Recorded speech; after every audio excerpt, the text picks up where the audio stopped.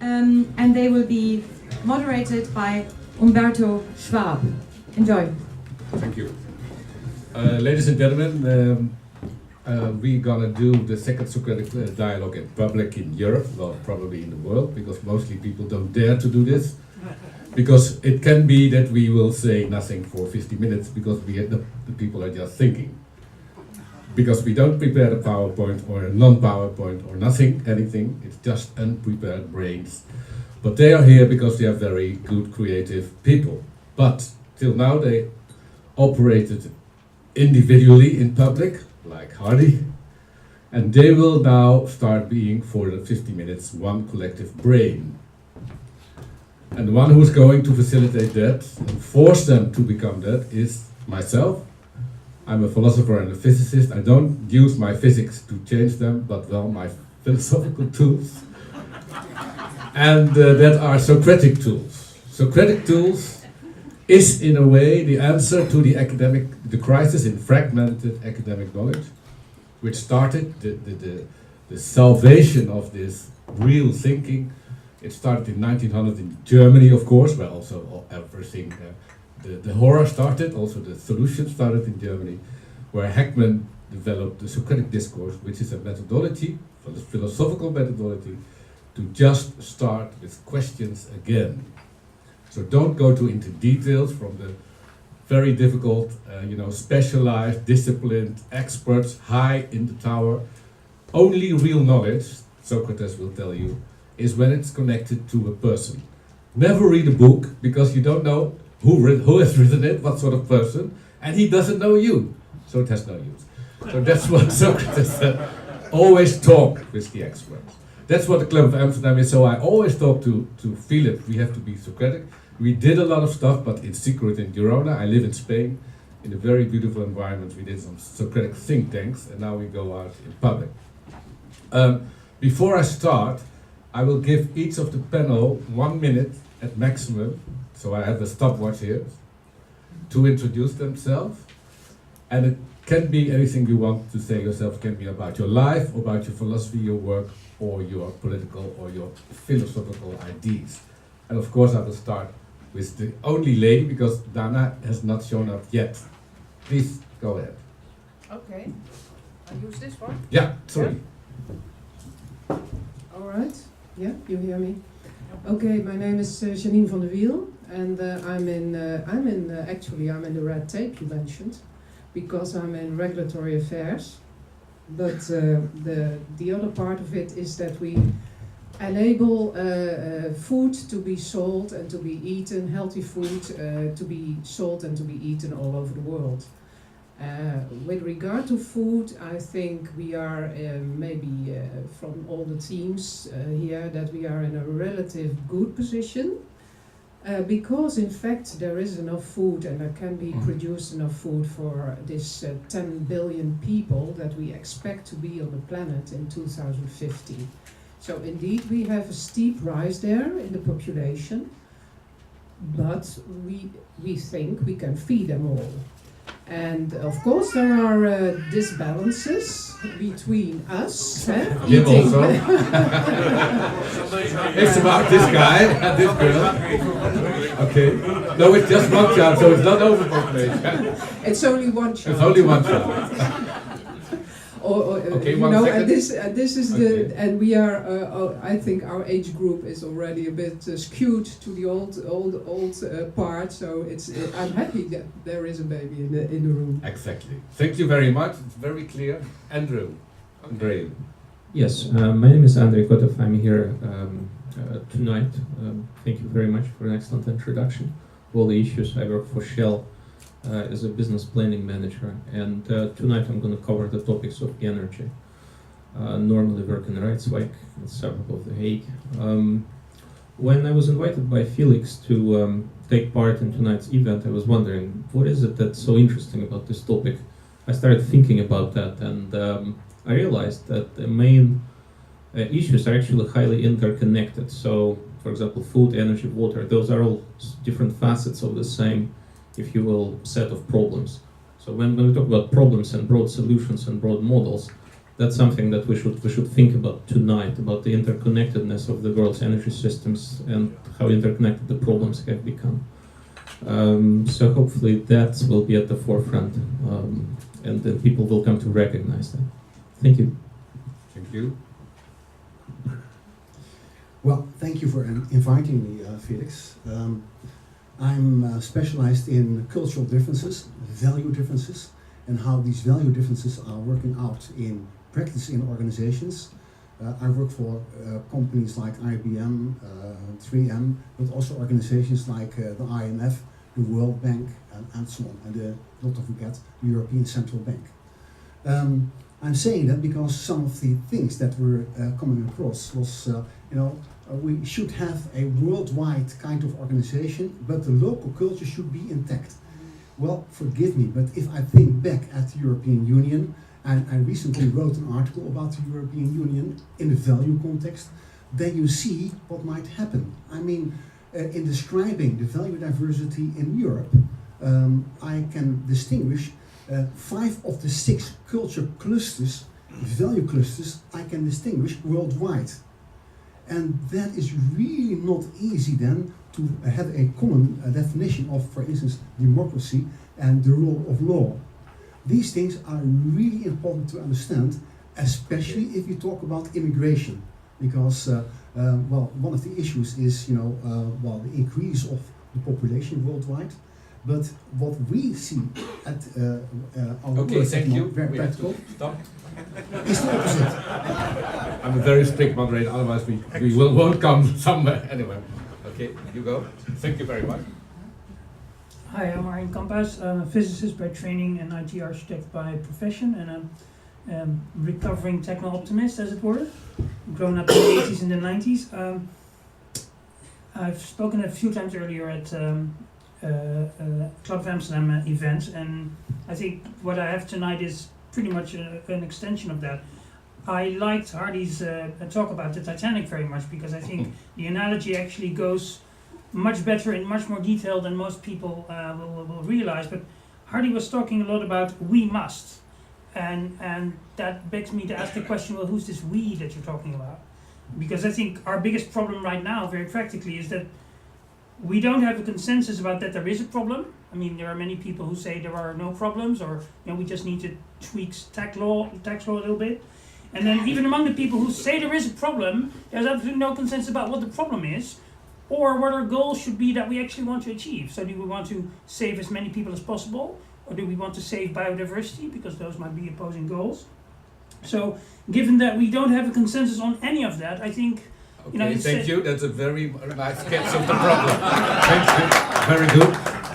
Okay, we go to the next. Yes? My name is Ubelo Bruinsma. I would like to thank Felix for having me here.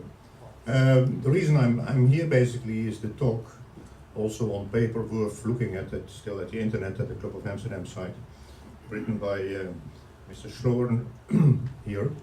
I happen to disagree with most of what he said, although I liked the part of education. The reason is very simple. My background is mathematical biology, a rather strange way of combination, but a very powerful one, which shows how resilient the human beast is actually. Also, it can do quite a lot of damage, but biodiversity, and my colleague Hai Wursten is already indicating that, that's where we differ from our introductor, that we believe that diversity is an excellent way of combating the so-called global type of crisis. First of all, there is no global crisis. It's all diverse and local, and it can, for the greater part, be solved. Okay, thank you very much. Hardy, we know, so do you want to say something? My name is Hardy Schloor, and whatever he said is all wrong. Okay, thank you very much. I will now be warned by Miguel from the time, because I will go into this discourse. This is a very bad start, because people are saying he is wrong and he is wrong and we are opposed. So we're going to change this. Climate from now on. And a Socratic dialogue is about trying to find an argumentation about one good idea. And how do we find this good idea? You know that idea means theory in Plato's sense and means a way of seeing at things. So it's not abstract. Idea. Always people say Plato, they have all wrong indications that Plato is idea world.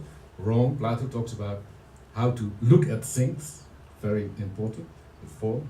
So we got to find a new way of looking at things, but before we do that, I give you the rules. First of all, we start with a philosophical question. Well, some of you will say, oh my God, I don't know what is a philosophical question.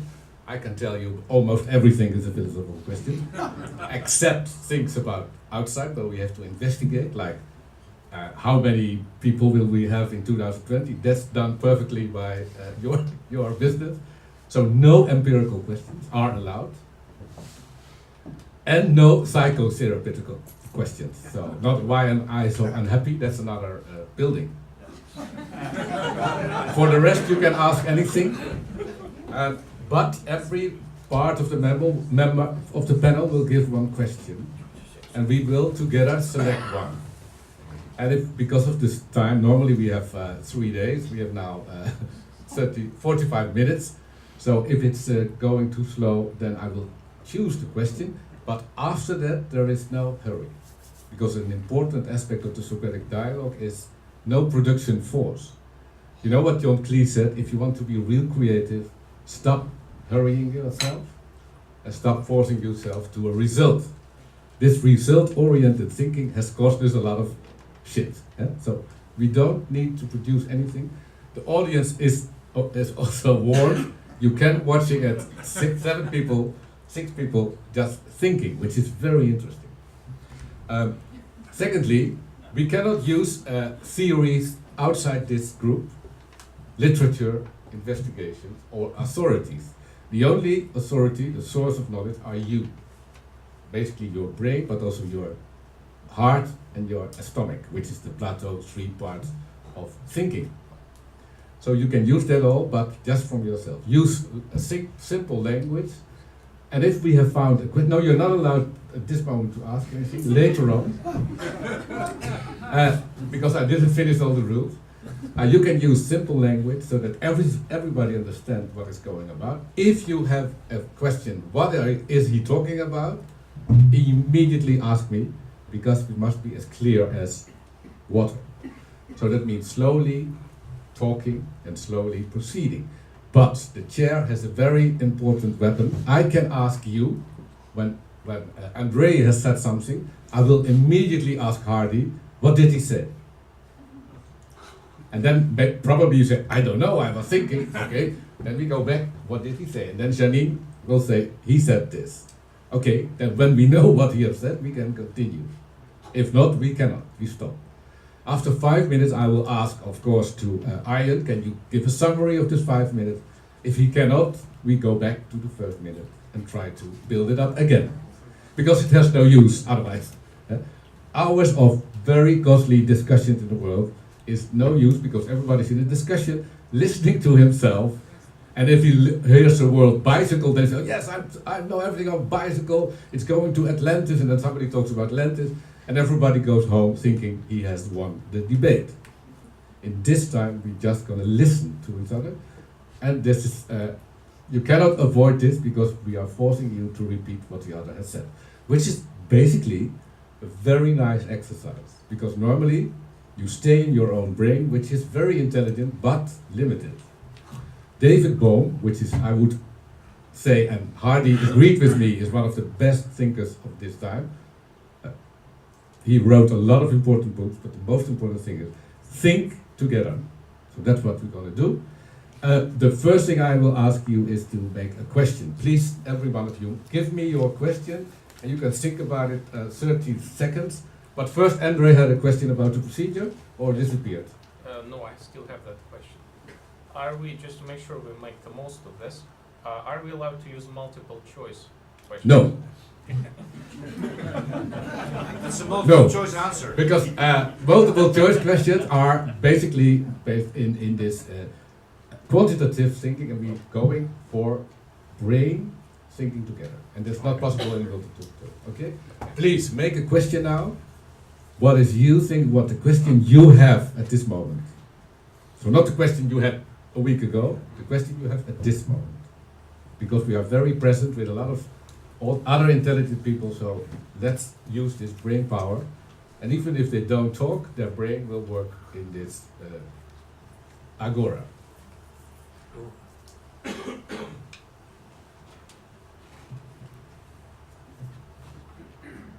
Really? Now I'm just looking, they got 30 seconds, so we are 25. Okay. Come on, be fast. I start with, no, okay, I correct you again. sorry to correct you. We are not in a hurry. Okay. Yeah. So we don't need to speed up. Because that we do always, so now we don't do that. Can I start with Andrea with your question? Yes. How do we make trade-offs between present benefit and Sorry, future benefit? can you... Let me repeat the question. So how do we make trade-offs between present benefits and future benefits? What's the best way of doing it? And can you give a simple formulation instead of trade-offs? Because most people... Well, a trade-off is when we have to make a choice. Do we enjoy something now or do we enjoy it in the future? Okay, So I that's think, clear. yeah, that has a lot of relevance to this tonight's discussion. So how do we make those choices? Okay, next please. How do you choose your food? How do you choose what you eat? Thank you. Do you think that as a result of globalization, we are converging in our values?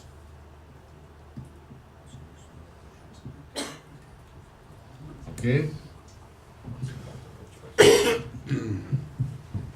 And what should the goal of sustainability be? What is it that you're actually trying to achieve by becoming a sustainable human or a sustainable society or a sustainable planet? So what should the goal of sustainability be? Yeah, that's the question. Yes. Yes. What is the benefit of consensus? What is the benefit of consensus?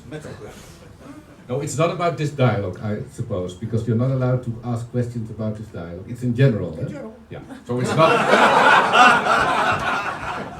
and the It audience sounded pretty is. multiple choice to me, actually. What is the benefit of consensus? Okay, very good. How has the speed of communication shaped global conflict? Okay. Everybody thinks about this question. And I want to ask somebody of this panel, which question do you feel very strongly towards? No, the other ones, yeah. Of course, no, that's not true. The assumption that you feel strongest for your own question is not a correct assumption. Because you can hear a question of somebody else and say, wow, that's a good question. So, who feels very strongly for a question of the other? Yeah, about the question, what is the goal of sustainability? Oh, Microphone, sorry, yeah. Yeah, I feel very strongly attracted to the question, what is the goal of sustainability? Can you give an argument for that, Yes. please? There are kind of 100 eco-labels at the moment, certifying institutes and organizations, all claiming this is sustainability. You need to do this, this and this to end up with this or this certificate, and then you are sustainable. And all have their own value, but okay, can we come to really answer this question? What is sustainability then? Okay. Do you agree, as somebody say, I have a stronger feeling for another question, or can you go with this one? Yes. I have another. Okay, and please give an argument. The first question is very interesting. It's about trade-offs, because every day we make trade-offs. So what is the benefit or non-benefit of this trade-off over that one, and how does this mechanism is advancing us? It's a very interesting question. Okay.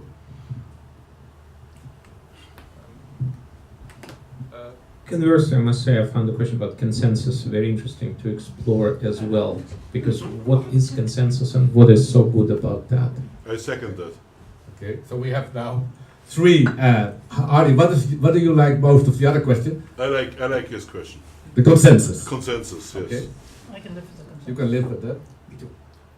I think we have a consensus. Okay. So we have a meta question. Yeah, so Okay, we have the consensus. So, what is the use of consensus? That we can go on now. Yeah? So, what would be the second question then? If we have this consensus about consensus, what should be then the second question? Let's attack this one. Yeah. Okay. How can we find a important way of finding an answer? How can we proceed? Not just start, but somebody gives a proposal. How can we think about what is the benefit of consensus? How can we do this now? Best explain it. On Wait a minute. If you want to have the floor, you ask it first. And you can have it. Can I start with an Yeah, you example? can start. Yeah, an example from your own experience. Well, not exactly, I'm not that old, but I'll take an example from 1905, which is, from physics, a very important year. In 1905, there was consensus, the world was ready, based on classical physics. Faraday, Hertz, Mach, Lorentz, de Broglie, all these type of people worked very hard, highly intelligent, to classical, mechanical, Newtonian physics. And then, suddenly, in January 1905, and I know that because I went to this museum in Bern, there was a non-scientist, but a very inquisitive young mind, and he proposed something totally different. One person. The consensus was all against him. And within a few years, everybody was in Albert Einstein's physics. That's for consensus. Which means if we all follow consensus, we can all be wrong. Okay, so that's not a benefit. But the question, what is the benefit? So I go to... But that's sarcastic. No, but let's try to be real. We try to be integral. And so sarcasm is something you can do always, but now we try to find an answer. Okay, what is the benefit of consensus? Jenny, can I invite you?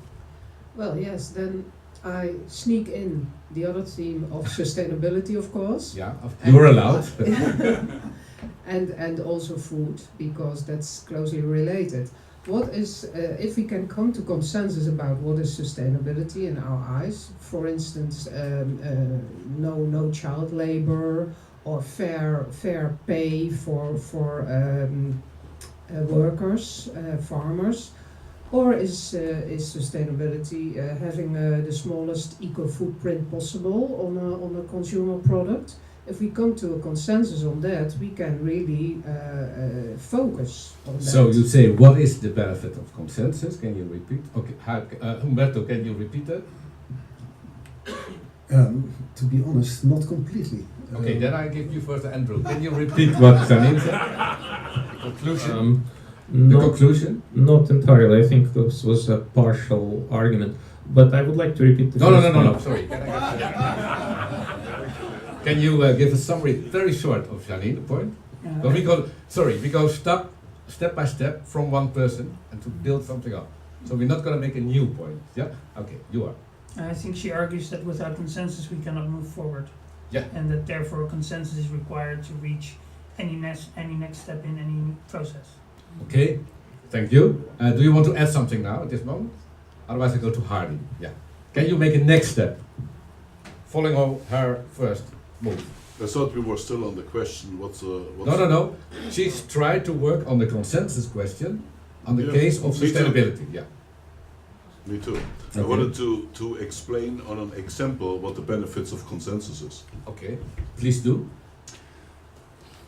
There was a psychologist in the late 1800s. And his name escaped me because I'm not very good in remembering names. And he did an experiment. He went to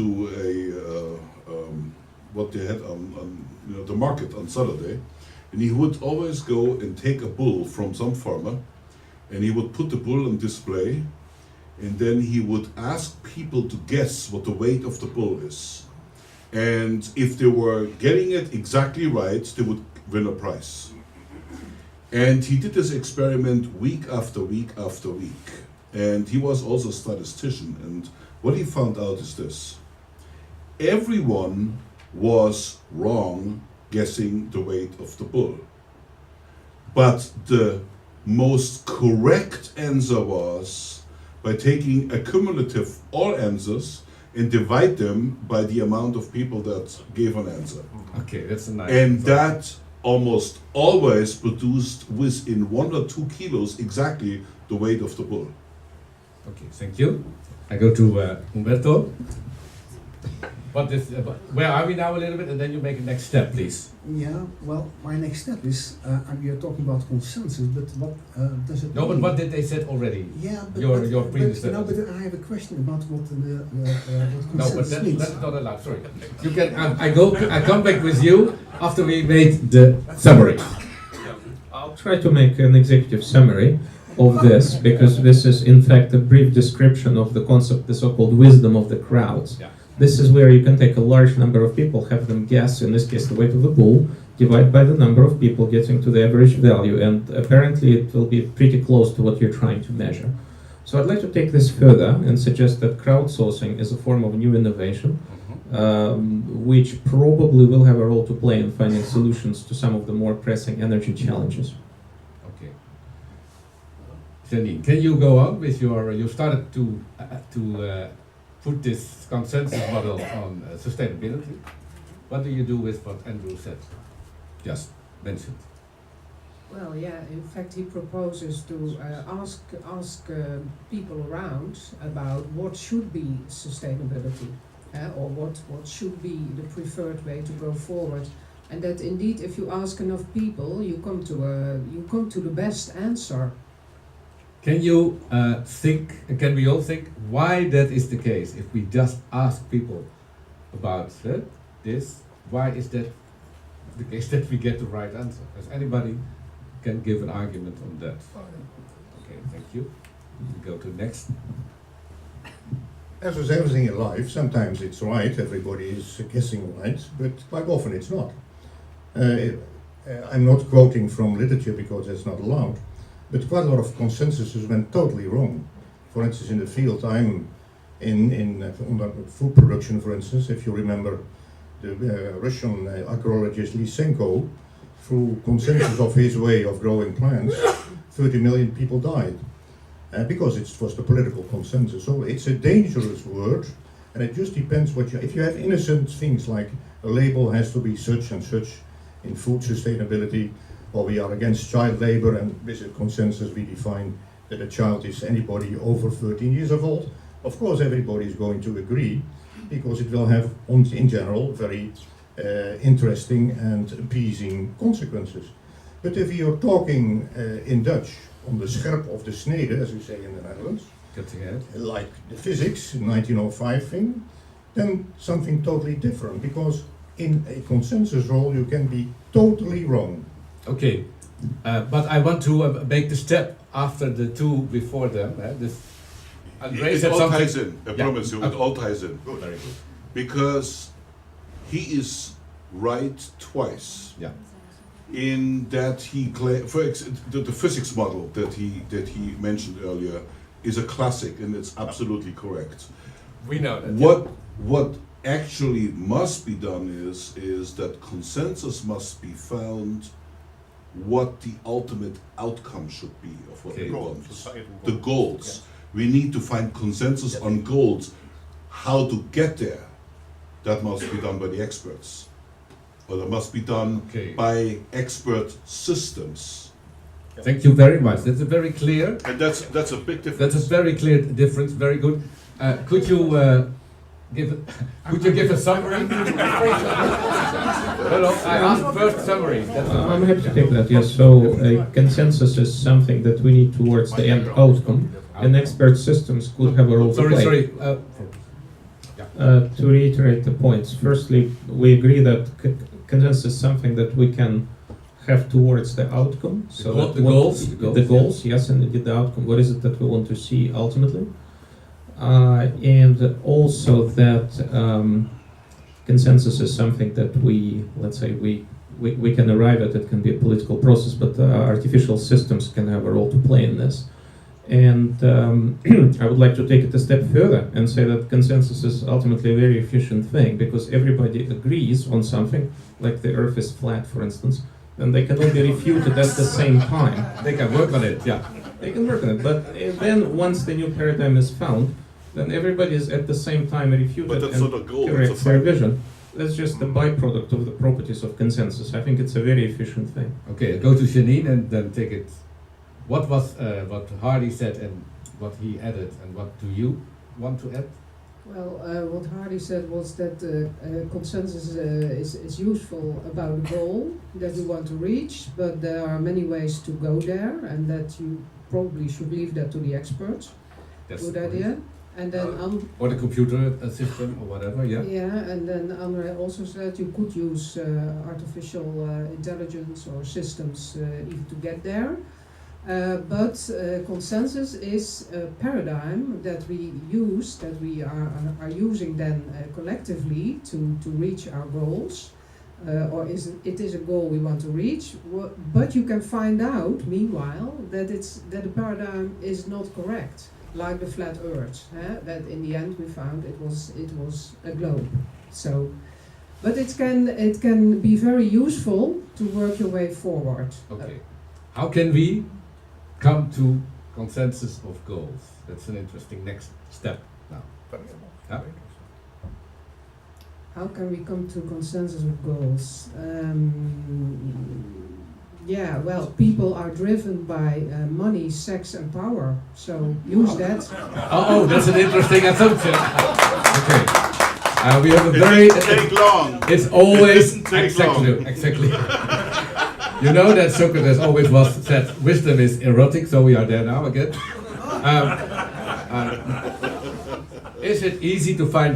Is it easy to find goals of humans?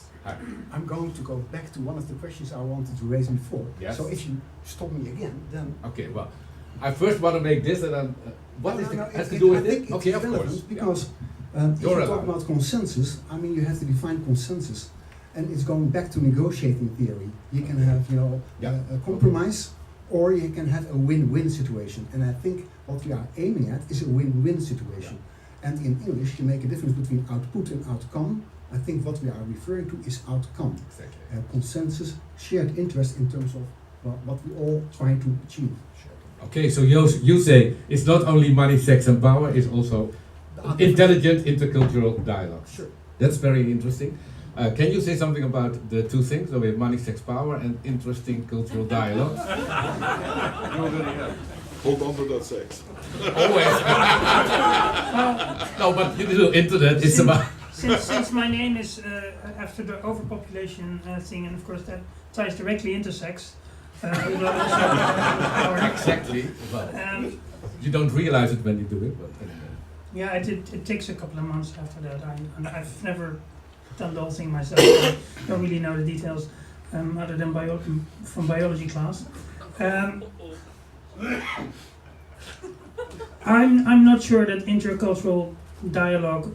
I think we've been trying that at the UN for well over half a century now, and Well, did we try? well, some people will argue that Okay. we tried. Some Okay. people will argue that we tried. Other people, of course, will argue that it was just a piece of theater, and that's fine That's as it. well. I think all of the things that we have tried in the last half century have failed pretty dismally. So those mechanisms, if they evidently don't work and the Titanic is sinking, then we need to, be ready and be willing to try radically new stuff. And instead of continuing debating navigational theory, we should maybe start tearing up the interior and make rafts. Okay.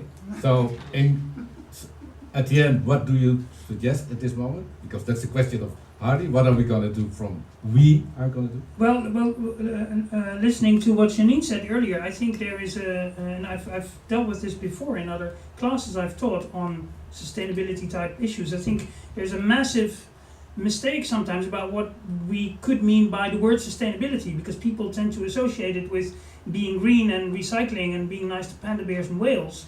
And I just think it really boils down to any system that can exist over an extended period of time within physical reality.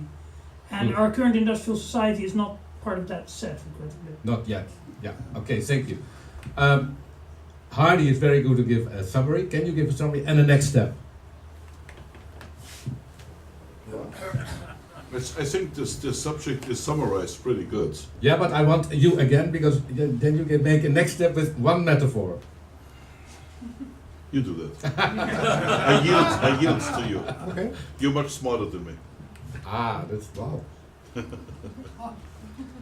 Consensus, therefore, is related to setting of goals. Yeah. This is not to, how do you call it, put away the problem, but goal setting is also part of my job, called SynMind, Synergy of Minds, is a very difficult, one of the most difficult activities we do, because again, despite all the globalization and all the things we all are twittering and Facebooking, we all have different views of the world, and I put this also in the discussion on the internet, you can read it. It is in with us. We see as an individual each fact, each one or two, or blue or red, differently.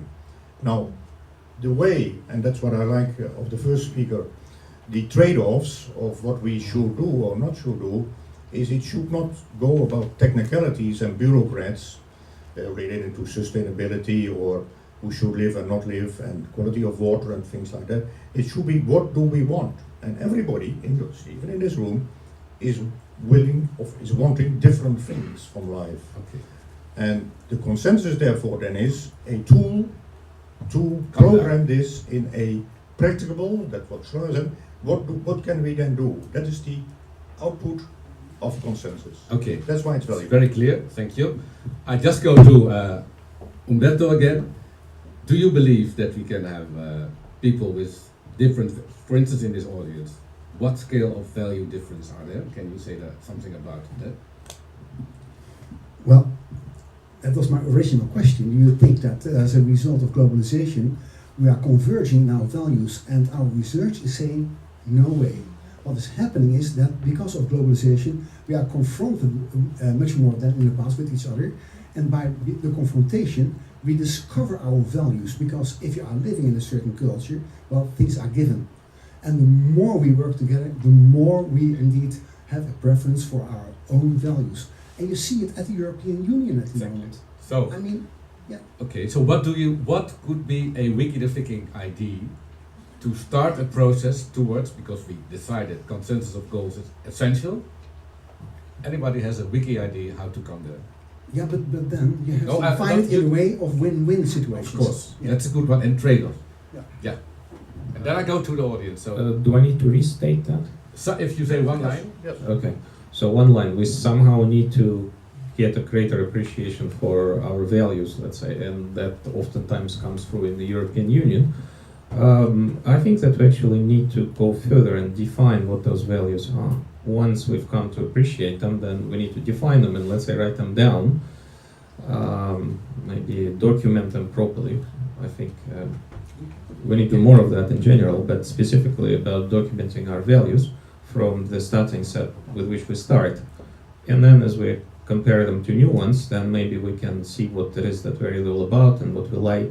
So just being clear about the starting point, I think, is the next step in this argument. very clear summary, thank you very much. I think we not only reached consensus, but convergent with the first part of the session, where Hardy said the end of his speech was very important. We have to think about what we are going to do. And this has also everything to do with values, because persons are related to values. Thank you very much. Audience, did you like the thinking process? Yes. Okay, good. That's good. But we're not finished yet. We're not finished yet. Because each of the speakers gets 5 minutes, 4 minutes, to raise a question into the audience. Then the audience, 2, 3 people can stand up and say, I will start the answer in this way, the other that way, and the other that way. And then he or she can say, okay, I would like to go on with that person. And that person will explain this argument, and another person can follow, but only persons who want to follow. So, nay of no, we are not interested. That we do the next evening. We now only need to build up any argument on any question, and they put questions into the audience. So I will suggest that Janine starts, and I give you, no, I hold the microphone, and I give Job the phone to walk into the audience. Janine, what is the question you want to throw into the audience, please? do you agree with me that the Charter of the Human Rights is in fact reflecting our shared values as humanity? Okay, very nice question. Is the you? Of course, people. I don't know if people know them, but because it's a very extensive list. But do you think that the Charter of Human Rights reflects the shared human values? Yeah. Who wants to start an answer? Can you please stand up? And if nobody stands up, then I just anybody of the panel will I will give the next one. Nobody want? Then I start with Huib. Well, if you look at the question, the human rights, then the first thing is that the human rights starts with the individual rights and the individual obligations. Equal rights, equal obligations for everybody, not regarding race, not regarding sexual preference, and so on. That's what you find only in a few countries. And I give you one example of the problem. In 2002, there was a conference in Cairo where all the Islamic countries were gathered. And they were talking about if the human rights were complying to the values of the Islam. And the conclusion was, yes, but only if they share, well, the values of the Sharia. And that what that means is that human rights are excluding in a big part of the world women's rights, and for instance, gay rights. Exactly, very clear. Who wants to make a next argument on this statement of Umberto? Yeah, will you please stand up and the mic will come to you. But yeah. So it's precisely that. If we define consensus as being a kind of average among the opinion of a group of people, you can reach consensus saying, okay, women must be excluded. If you ask to a certain group of individuals, it's consensus, we go into that, but still, is this the right way to go? Okay, I think that we in the group rejected that sort of consensus, and we said we have consensus of goals. So there should be a dialogue of goals worldwide. Can you say something about that? If you would be capable of organizing that, what would be the point? Please stand up that we can see. Yeah. Okay, I think the same society that has been excluding people in the chart could reach the goal. It is a goal for them not to let women participate more actively. They could reach this as a goal. They could discuss and say, okay, yeah, it's our goal not to allow them to get there. And still, is this right? Okay, but do you see an alternative? Is this a good way to go via consensus? Can I answer this? Yeah, okay. When we have real consensus, then this will really work in your favor because there are more women on this planet than men. And the outcome has to be, by definition, that women will not be excluded. Very simple. See, here is how good consensus is. Yeah. Okay. Okay, next, somebody else. Yeah, there. Well, it was also about individual rights, and maybe we should not ask if the human rights are all there is, but what we miss in it. And what we miss in it might be the part that it's not only about the individual, but it's always that what we share should be more important than that what we have. And if we take the share part, so what we give to others as our reputational status or as what we are, then women would be on top. Well, that's an interesting one because there's a lot of, also in the Western world, internet or social communities pleading for sharing and giving a reputation instead of taking and like the Adam Smith philosophy. Is that possible, Janine? Yeah, on the optimistic side, everybody wants connectivity and love. So, indeed, yeah, I think we should be optimistic on that, and I think also the very old-fashioned male behavior, male chauvinist behavior that we see in some part of the world will come to an end.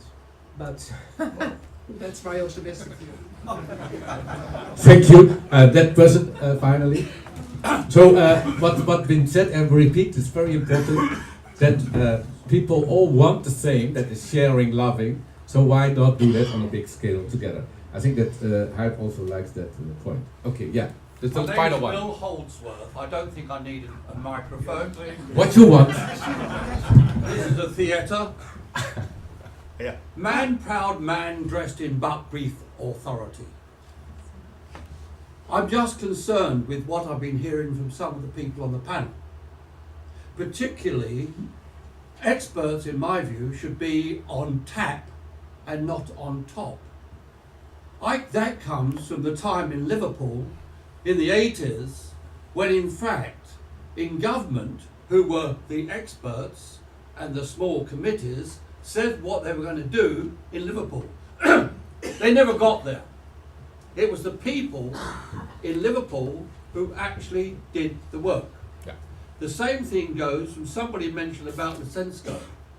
And somebody said here that in fact that was a political consensus. Rubbish. Okay. That was the view of a very small committee. Yeah. And today we are having large multinationals, of which some of you people seem to be working for, across the world, who are the new people. I happen at the moment to be advising, you might be surprised at this, the man who owns Gazprom. Okay.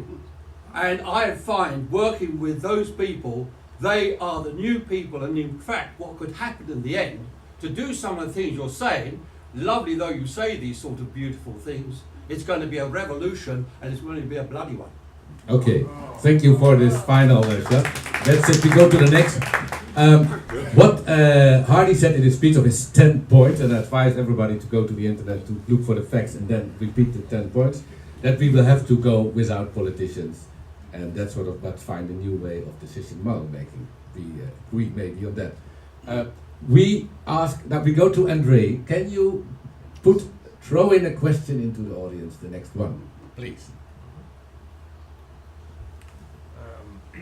So, I'll keep it fact-oriented and less philosophical this time. Like I mentioned previously, we believe that food, energy and water are essentially facets of the same problem.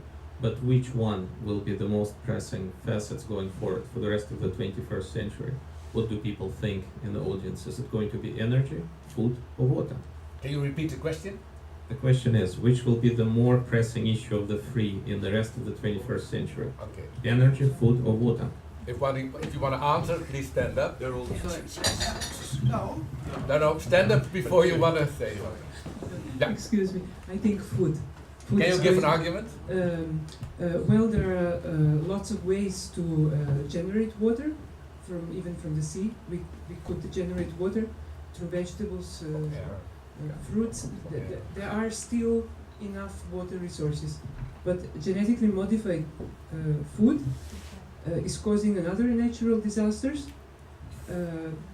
and I think that we're going to face a strong problem of worldwide hunger created by men, created by us. Okay, and anybody on the audience can go on this argument? Just Yes. 1 second. You can give a reaction. Sorry, all I wanted Actually- to say was the fact is that when I said they're all the same, what I'm trying to really get at is the fact that water, food, or anybody else will be owned and controlled by very small but large Elite. corporate groups, and they will be the controllers. It won't be the people. It won't be the people who will be able to control their own lives, their own water, their own power, their own energy. Okay, So in their own then I food. go to Hardy. May I have, sorry, So we then I can't come back get to you. distribution No, I go to system. Hardy, sorry. Don't shout, please.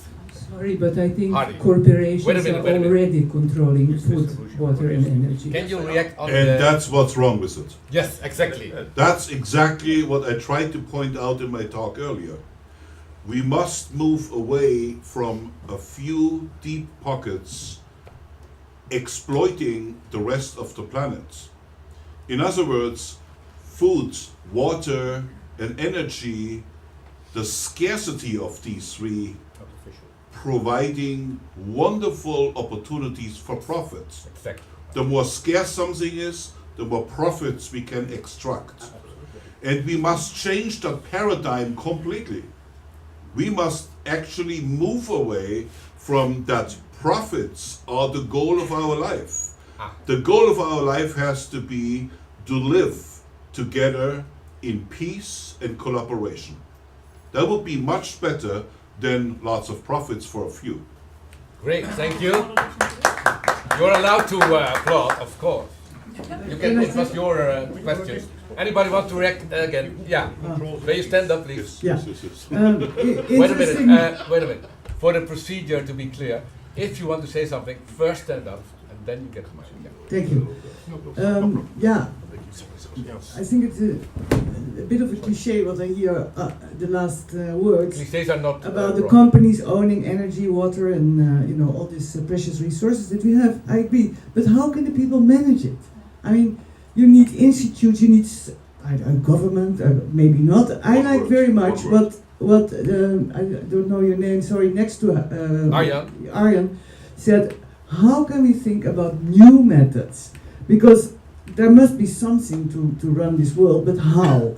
And because if you hear that there are more women in the world than men, shouldn't be that maybe the first thing if we talk about consensus and democracy, that the women should that be the first one that we should tackle as a problem? Give them more power? Should men be involved? Many questions come up to me, but I don't agree with all the old cliches that are. That's an implementation issue you're raising. Okay, exactly. Not a goal issue, it's an implementation issue. Okay. There are many ways to implement that. The goal But let's that set we the get goals companies. first. Okay, good. Let's get the companies out of running the waters, the scarce water. So what is the goal then? Give it to the people? How do we do that? Because if somebody lives at the source of water, you will always have more water than the one at the bottom down. So who's going to get to that water? Okay, the question is clear. Then we go back to Andrew because it was his round. Yeah. And I come later back to you. Yeah.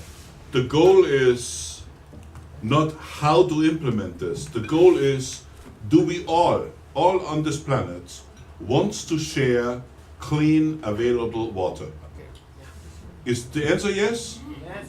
Everything else is an implementation issue. Exactly. Okay. Yeah, but that's what we talk about. No, we're not talking about it. We need to find first and define goals that the whole humanity says, yes, we're gonna fly with that. Yeah. Let's go with that. I advise, and then we find the ways to get there. I advise everybody to redo his homework and read the website of Club Amsterdam, where there's a lot of implementation questions defined. Huh? Okay. Well, I think what I would say is out of the three questions coming back, I heard so far the third was the best, in my view, by far. And I would like to acknowledge it as such. And actually, what else I'd like to say is, Arjen raised a good point. I think Einstein is credited with saying that the mindset that got us into a problem cannot be used to solve the problem we now have. So we should try to break out of it and really look for something new to solve the problems that are intractable. I think that's worth repeating. The thinking that produced the problem is not the thinking that produced the solution. I will go to the next. Thank you, Andrew, for a very inspiring round. Can you take the next one? And you wanted to say something. Yeah. Well, I can maybe take it to the next level in some ways, but also going forward from what we did before. When you talk about the implementation detail of power concentrations and wealth concentrations and all that stuff, the French figured out a very patent solution to that about 200 years ago, and it works very well. And to this day, of course, rich people in France still have a bit of a different think about how you divide up the wealth in society than, for instance, in North America, because they didn't have that sort of guillotine experience. So that really works. So I would say that most power concentrations that exist are a societal choice. Okay, what is the question you want to throw in the audience? Well, I keep coming back to this simple thing, but we can do multiple choice. But I'll do something that maybe looks a little bit like it.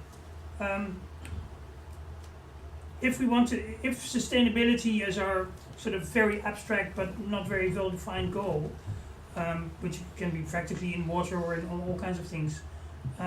Is this about saving as many people that are alive today, saving the human species indefinitely, or saving a maximum amount of species on the planet? Because those are, I think, three possibly partially opposing goals. Can you repeat it slowly? So do we want to save as many people possible that are alive today, all 7+ billion of them? Or do we want to make sure that the human species survives indefinitely, which we can do with as little as 3,000?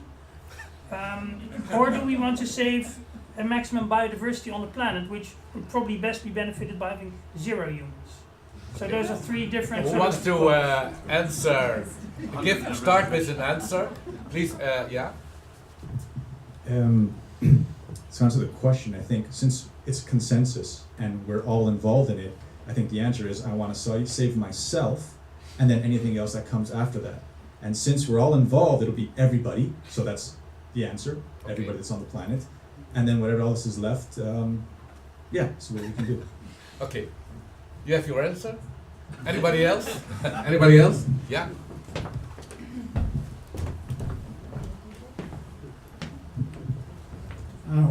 What would we do if we met an alien? Because if you, what I'm wondering is, we're supposed to be a family, right? So would you let somebody die of your family? So it's all about surviving. We should survive together, I think. Okay, that's your answer. Thank you very much. There's another one. Can you go on the two answers before? Work on that? I think the important issue is on how to de-alienate. Because we are, in fact, meeting aliens every day in the people opposite us. And I think the most important question we need to answer, having consensus on wanting to build a solid boat, is the question, who do you resemble most? Do you resemble more the blue-collar workers who come up, streaming up from the belly of the Titanic, screaming havoc and venting their frustration? Or do you resemble more the managers and other stakeholders whining and dining self-righteously on the upper decks? Okay. Thank you very much. And I feel that if you answer that question, and if you find a way to bridge the gap between those two, and bridging the gap, I think, is often lays in looking for ways to evoke the creativity in the alien opposite. Thank you. Okay, we have to hurry. We go to Huib. Umberto, what is your question you want to throw into the audience? The question is, do you think that democracy is not something for the future? And do you think that experts, so-called experts, can get all the answers for the societal questions? Very clear question. Yeah, there's the first answer. There was already in the beginning one of the answers given. It's crowdsourcing. We have so much possibilities, so much knowledge, so much solutions that by crowdsourcing, by finding structures to bring it all together, we can come up with any solution all over the world. So that is my answer. Yes. It's crowdsourcing. Heartwarming answer. Thank you very much. Yeah, you may applaud for this gentleman. We go if there's no next one. Yeah. Sorry. No. Sorry, because I have a little bit time stress. No, go on. I go on to yes. Uwe, can you throw in a question into the audience? Build on the discussion we had so far, and keeping to Socratic thinking, are there enough resources in this world, in food, energy, water, to cover our goal that we all should prosper and grow, starting from the 7 billion we are now, say to the 14, which maybe be around in 50 years? Okay, clear question. I believe that there are. Can you stand up, please, because we cannot see. I believe there are plenty of resources. Just to make a shortcut, talking about energy, I think we can make a shortcut and remember Nikola Tesla and finally bring out into everyday's life all the inventions that are hidden away, stolen away, whatever. Can you give an example? Of the energy, for example, energy towers that he was planning to build around the globe in order to tap down free energy which exists in the hemisphere or under the Earth's crust. Unfortunately, he was blocked by his financial Mr. Morgan. Investor, yeah. And there are plenty more solutions. Also, cold nuclear fusion is coming out, I heard, this year. So I don't know if it will really come fast. Thank you. Another person wants to add to that. The question is very clear. Yeah, in the upper corner of the balcony.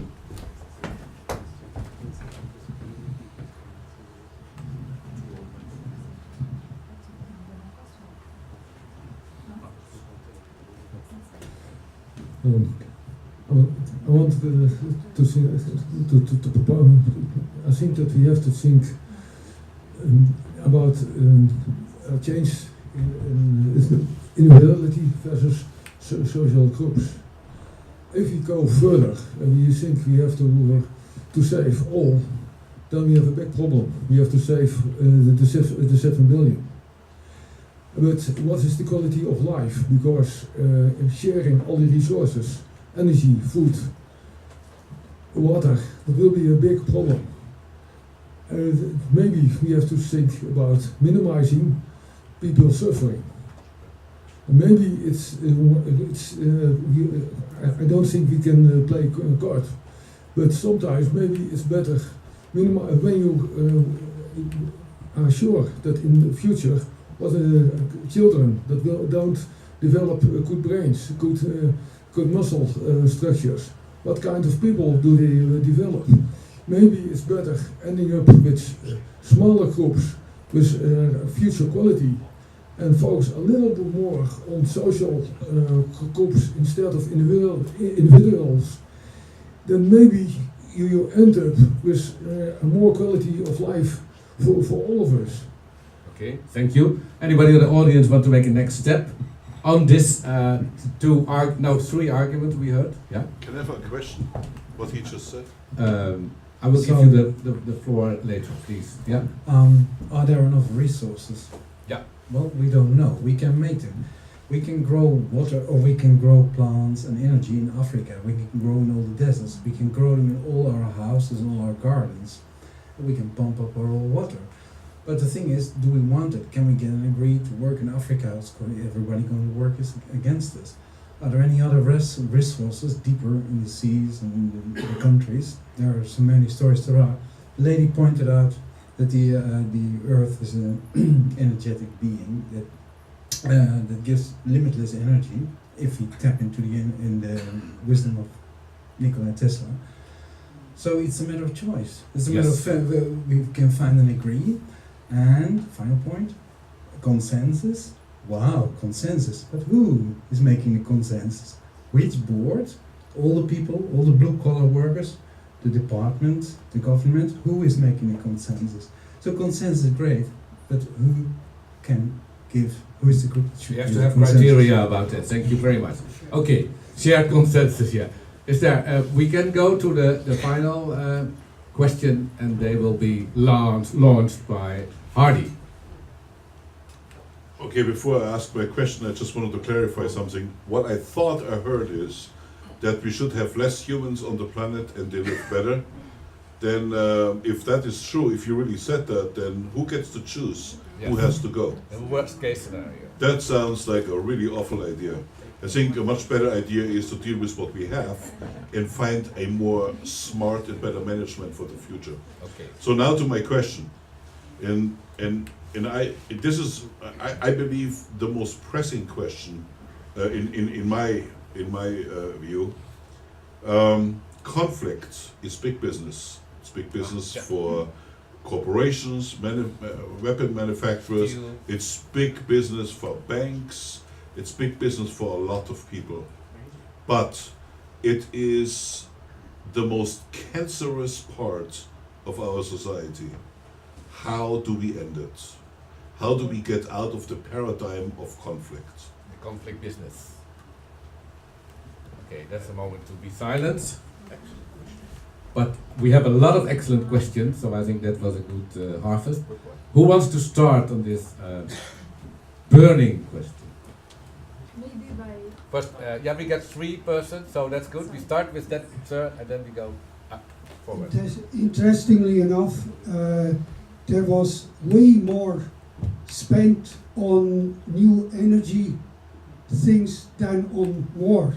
But we don't understand that. We think that war is still a big business, but it's no more. So by understanding that war is in fact over, we can build. There are so much more interesting things than war. But we have to understand that. We have to also to realize that it's over. And the newspapers say it daily, but the newspapers are the war makers. Yeah. So it is a very strong point. You are, I think you are a fan of David Bohm. We have to change our thinking and think that it's over and that it is really over. Okay, we go to Senior Holmes. Yeah. Well, I try to answer the question about the next step, how to reach world peace. Is that correct? Yeah. Yes. Well, A conflict business also. I think how we can do that. Okay. It's quite easy. It is happening already. To give us hope, the money is already centered in the banks, so that is okay. The sex is on the internet, and about the last bit, the power. Just give it to an artificial intelligence system, and our future will be safe. Okay, this is one scenario. Thank you very much. This is Hardy would like that scenario. Yeah. Okay, I have Wait a minute. We're gonna continue short. Well, I just wanted to ask a short, two short questions, because there seems to be broad consensus that we need to make a lot of effort in keeping 7 billion people alive, which sounds like a morally really good thing, and also we need to have world peace. So whom in the audience would tomorrow morning give up 85% of their net wealth for the rest of their life, while continuing, of course, to work just as hard or possibly harder than you've ever done in your life? So that's A, reach the. You want now to raise the hand? No, one question. Who wants to raise the hand? 85% loss of your income. How do you calculate that? No, in broad. No, we got. We are all first worlders here. We all, we pay €3 for a cup of coffee. Well, not a lot of people. So go to your next question. So next question is, who will go to The Hague tomorrow to protest all kinds of ongoing war crimes under NATO flag, and is willing to be arrested in the process of protesting? Okay, thank you. So I've been doing it all my life. Okay, I did a lot of protests also in my life. We go to you, yeah. I am still back into a very simple answer about how to stop conflict. Conflict business. Yes, we have to stop producing guns. If we can make an agreement that nobody can produce guns, there is no use of a conflict because nobody can get out of it. Wow, this is a big struggle, but a nice one. Okay. Yes, absolutely. I think this is a good one to stop. Hardy, do you agree? Totally. We agree. I think we have a very nice. Stop making weapons. No, forbid selling and buying. Okay. Making them. And then they will stop making because they all go for the money. But also, I would go back to the senior with the mindfulness. We can change our thoughts because a weapon is an idea. So if we change the idea, there will be no weapons. Yeah? We can have peace and crowdsourcing and sharing. We had a last talk with Tim O'Reilly in the same sort of dialogue, but then for 400 people, also being that nice as this audience. And he said, finally in the Socratic dialogue, we have to change the question. Mostly people say, can we not share? And then he said, it seems a stupid question. Why are we not sharing? Because we are sharing creatures. So that's an interesting roundabout. Yeah, I give the panel the final because the summary is very straight. We have to go for a consensus on goals. We can use the Future Club of Amsterdam and other clubs to do this because internet is accessible till Morocco, even to the ladies in Saudi Arabia. And we do that, and then we have a machine here, which is Hardy, who can think and make scenarios about how to come there. We have a lot of people who believe in crowdsourcing and can convince people by loving, not maybe also sex and food, to join.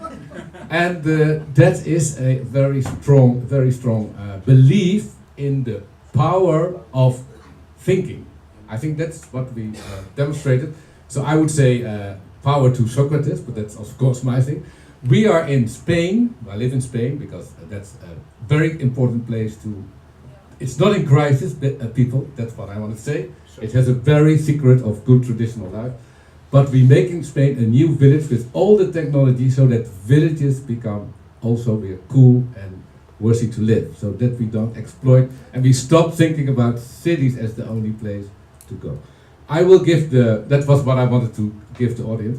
I will give the panel, everyone, a few sentences to give what they think is the message that we constructed together tonight.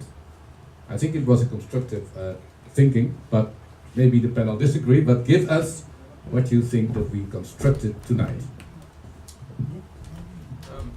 Well, actually, I'd like to start out by thanking everyone for the contributions and the time that you all took to state those and share those. Actually, was extremely interesting.